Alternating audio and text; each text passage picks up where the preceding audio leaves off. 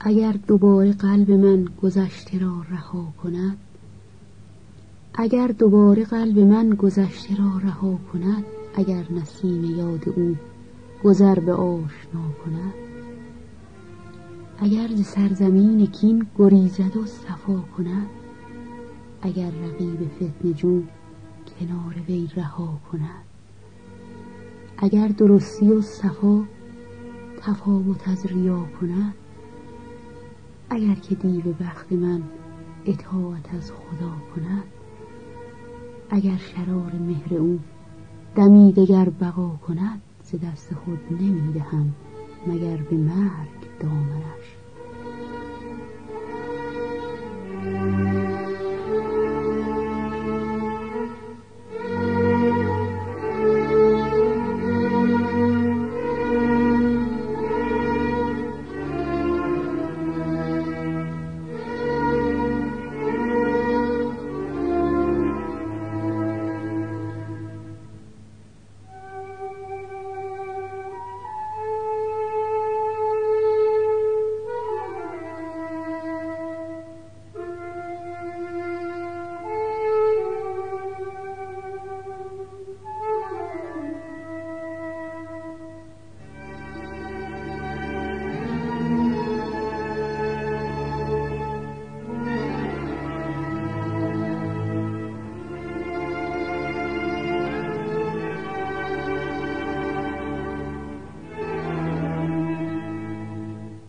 اگر شرار مهر او دمی دگر بقا کند، ز دست خود نمیدهم مگر به مرگ دامنش.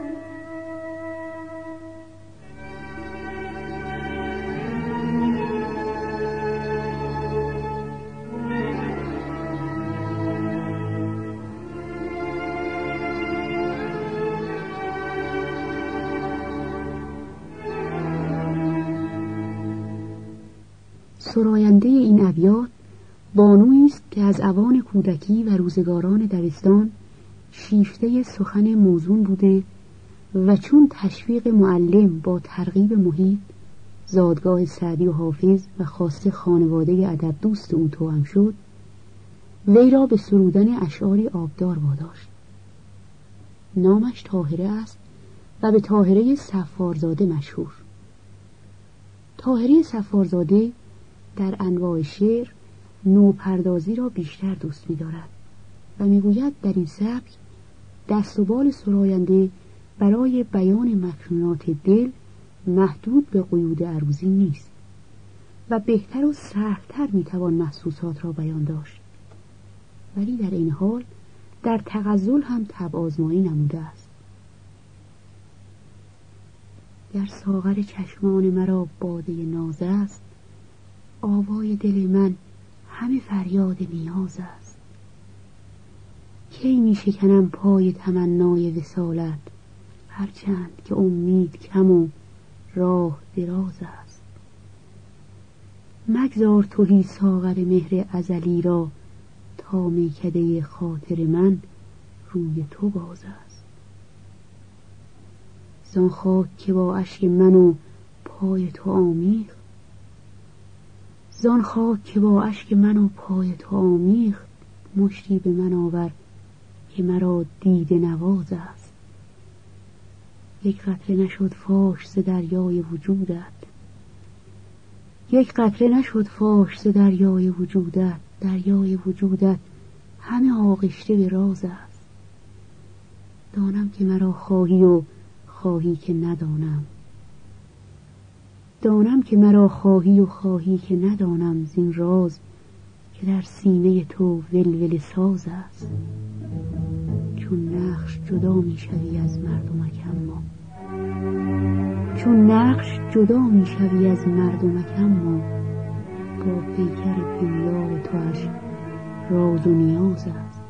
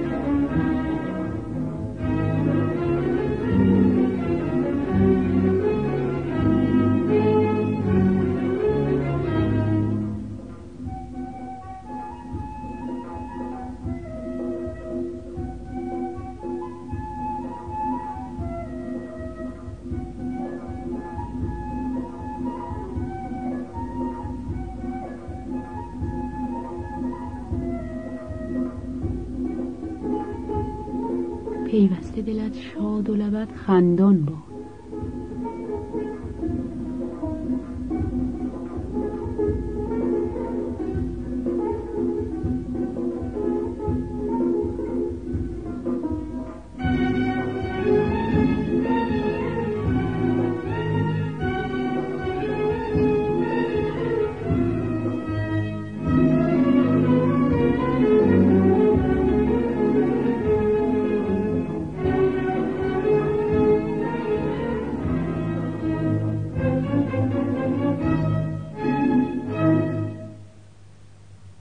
شاخ گلی که نثار شد شماره 178 بود که به اهتمام آقای جواد معروفی با شرکت سیما بینا تنظیم گردیده.